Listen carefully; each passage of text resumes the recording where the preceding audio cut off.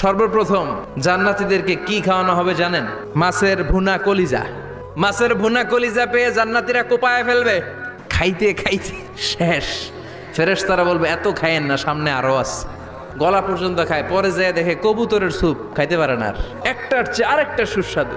জান্নাতীরা জান্নাতে যখন ফলমূল খাবে, ফলমূলগুলো যখন তাদের কমন পড়ে যাবে, তারা বলবে আল্লাহ এই কমন ফল দিলেন কেন? জান্নাতীদেরকে কমলা দিলে জান্নাতীরা বলবে কমলা দিছেন কেন? কমলা তো দুনিয়ায় খাইছি।